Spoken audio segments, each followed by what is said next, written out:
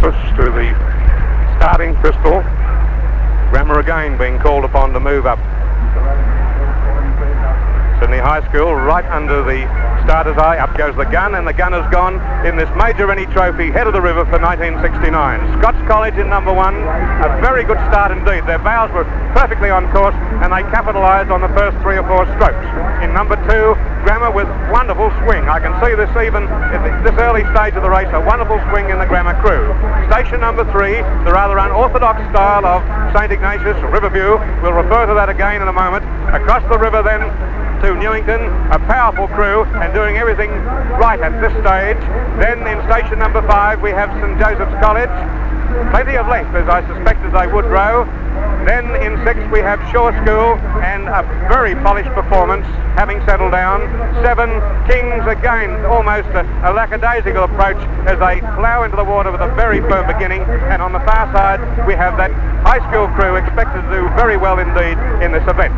We come back to station number 1, concentrating on the eastern side, and then precisely as what the umpire is doing as he's correcting a steering instruction for the Scots College 8, but all's well. Scots in number 1 station, looking at their blades, very good effort indeed, well controlled, and they're certainly not rushing their work. In number 2, Grammar, the coxswain is calling for an effort here as Grammar starts to drop behind, and an effort is given by the crew and they start to move forward. In number 3, rather surprisingly, Riverview, something like half a length behind the leaders, but the style of this particular 8 is that they are very fast with their hands, and in consequence the effort appears to be not being applied, and yet in fact it is. Fast with their bodies and hands. In the station number 4, in virtually the centre of the course, the rugged Newington 8 really ploughing the big ones in. The stroke just checking on both sides. He looks a very knowledgeable lad and a very strong lad, and he's setting a rating of something like 35 or 36 strokes, and Newington have the lead. Alongside in station number 5 we have St Joseph's College. Maybe not now getting the length they had earlier, but you can see they have good body swing, and they also look a very big crew. Shore School dropping out in station number 6. We move across further to the western side, and the strong King's School crew certainly unhurried, and they have a wonderful swing. The way the bodies go back, the hands away, they swing forward, the blades go in, and if you look at the blade work you can see that maximum effect is being taken from every stroke. High School on the far side, dropping further back, possibly now a length and a half behind the King's School 8. Concentrating in the centre of the course on the Newington 8, and a great effort coming from this crew. They're honest, as I said, their work is strong and powerful in the water, but looking no doubt at your picture you can see that there is not an even body swing in the crew. There are some bodies swinging out from the gunnel, but in any case they are maintaining their lead at this stage. They took a lead and they have something like 3/4 of a length, or maybe a length over the other crews. An excellent performance at this point from the Newington College 8. Moving further across to the western side, St Joseph's still handily placed, but lacking a little bit of fire. After the start they rode quite well, but I believe they may be just a little too light for success this afternoon. Just moving across from Shore School in station number 6, Shore drop right back. We go to King's School, and Kings are starting to move up on the leaders Newington. Kings, I cannot help repeat myself by saying they look completely unhurried and unrushed, and they appear to have a lot in reserve. High School in station number 8, possibly not visible to you, but High School right on the western side of the course, rowing a controlled race, but apparently not having what it might take to come up and win this race. A position they may fill as they start a sprint, but certainly they look far from being winners. In the centre of the river, and what a wonderful sight these 8s make as they go down the course, but in the centre of the river, the Newington College stroke looking to left and to right, as well he might look to his right where King's School are, but he certainly appears to have increased his rating to something like 36 or 37. I suggest that's because he realises that King's School will be doing the same thing, but still good, solid, and certainly effective work from Newington. If over on the western side in that station number 7, King's School with good run between strokes. And by that I mean when the blades come out of the water, the oarsmen do nothing at all to stop the run of the boat. And if you can get effective weight in the water, and then as you come forward do nothing to stop the boat running on its own accord, then this is one of the secrets of success. Scots College in number 1 station starting to trail back. Sydney Grammar in number 2 likewise dropping back. St Ignatius, I must admit surprisingly, further back than I expected at this point in the event. In station number 4, Newington, across then to St Joseph's, then the very powerful King's School crew, bearing in mind Shaw have dropped right back in station number 6, and then over to High School. But if we could just take in this picture, the picture of a challenge from King's School, unhurried, unruffled all the way down the course, surely soon the stroke will ask for a sprint from his boys, and if they have the fitness they will overtake Newington in the centre of the course. It's just between these two crews as we come towards the final stages. Newington in the centre, still with plenty of power. They appear to have fitness and life. The question is whether King's School in station number 7 can come with a sprint and row past the strong Newington crew. Coming up towards the finishing line, and for a better view of the final stages, we cross to Norman May. The last quarter mile, Newington or Kings. And here's Newington with the black stripe down their singlets. On the far side we see Sydney Grammar, who'll be moving up to challenge for 3rd place with St Joseph's. They're just behind Scots, who are doing quite well, but it's Newington who are out in front, and further across in station 7 it would be the King's School. And here are Kings now, the winners of the race for the past 2 years. Can they make it 3 in a row? 300 yards to go, and it's Kings or Newington. These two favoured crews, a lot of water between them, but they're almost level pegging. It's a tremendous race between the two, and we see the bow of the King's boat coming in now. It's Kings and Newington. There's nothing between them.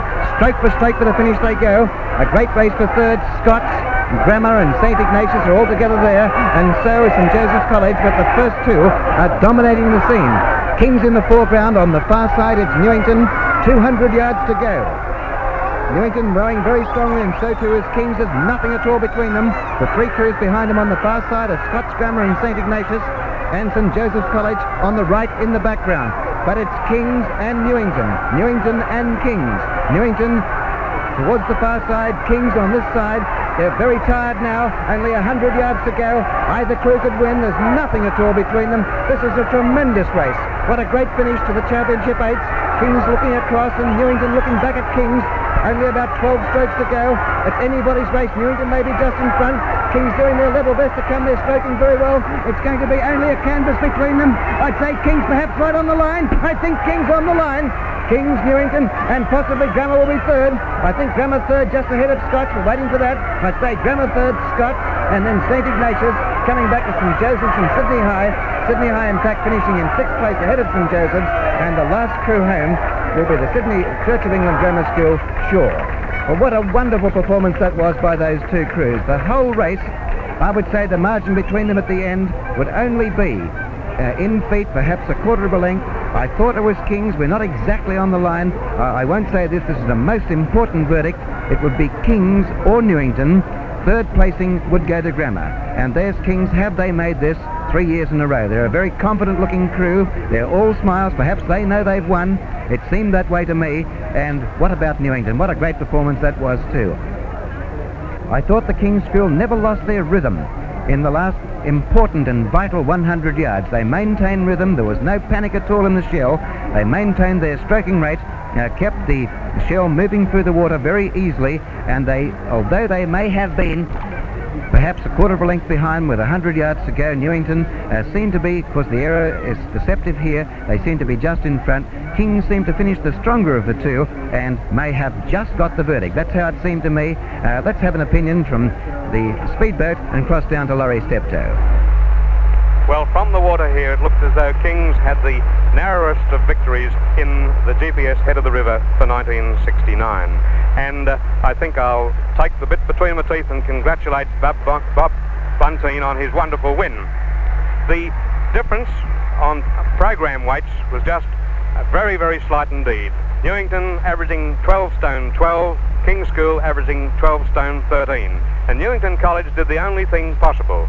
They took a lead from about the quarter of a mile mark, and they tried to keep it all the way down the course, and this they did until something like 150 to 200 yards from home, when I did express the comment, or make the comment, that if Kings could get a sprint in, then they looked as though they might have enough in reserve and enough physical fitness to carry them on to victory. This is precisely what happened. Newington responded twice to extra rate calls from the stroke as they got close to the line, but their work fell away just slightly because they'd done everything that was asked of them by their coach, but they just didn't have that little bit extra to stave off a wonderful finish by King's School. We're assuming that King's School got the victory. A great cheer went up from the King's School camp on the eastern side, and whilst we do not have the official result, it was a great race between those two crews, and it looks to me as though King's School have made it a hat-trick, and it was certainly a well-judged and well-deserved victory. Full marks must go to most of the other crews in the race. Some of them dropped out quite early, but the pace was really on when Newington decided about the half-mile mark to keep the lead they had, and they actually increased it. But at no stage after about a mile covered were Kings more than about a length behind them, and then, as I said earlier, in the closing stages, they really came home excellently. Well, a wonderful race indeed, and now for the official results, back to Norman May. And our commentators in the speedboat, Laurie Steptoe and Bert Oliver. Well, we're still awaiting anxiously now for this official result. It appears to be King's Newington Grammar as we saw it, but it was very close indeed, and what a fine race it was. One of the best races over recent years for the Championship 8s. Can Kings, in fact, make this 3 years in a row after that drought of 47 years from 1920? Then winning in 1967 and 1968, it could be Kings again in 1969. Looking across to the flagpole on the eastern side, you see the flagpole there now, and no sign yet of the official margins and time. Here's the flags going up. It looks like Kings. Kings first, Newington second, and we appear it should be Grammar School third, but we'll wait for that one. Kings first, Newington second,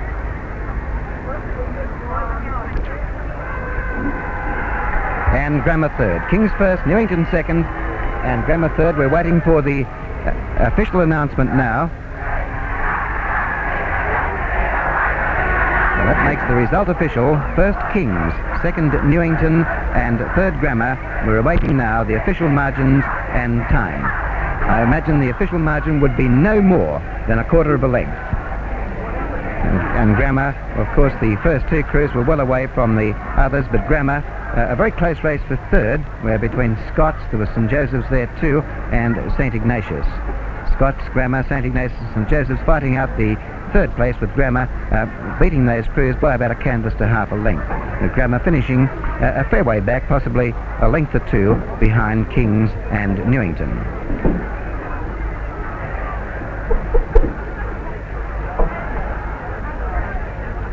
Now, there's a possibility the public address system may be switched off here, and we may not pick up these official margins and times, but we do have the result, and that's the most important thing. If we can pick up this margin and time rather than hold you here at the Nepean River at Penrith, we'll bring those through to the studio for later broadcasting. We do hope you've enjoyed. Now, wait a moment. Here's the result coming through now, so we'll take it just before we cross through. Second, Newington. First King, second Newington, third Grammar. Scots College. Scots College finishing officially fourth. A quarter of a length. Quarter length. And 2 lengths. 2 lengths. The time 7 minutes 42.2 seconds. And the time 7:42.2. So the official result: first King, second Newington, third Grammar, a quarter of a length by 2 lengths, 7:42.2. Well, that ends this program, the GPS Regatta for 1969, coming direct to you on the ABC from the Nepean River at Penrith. It's been a very fine afternoon of racing, and what a climax it was. The Championship 8s, a two-way tussle between Kings and Newington, and King's School winning the race for the third year in a row. We'll say goodbye to you now from the Nepean River at Penrith. We hope you've enjoyed this telecast, and we'll return you to our studios at Gore Hill, and here's Bob Moore.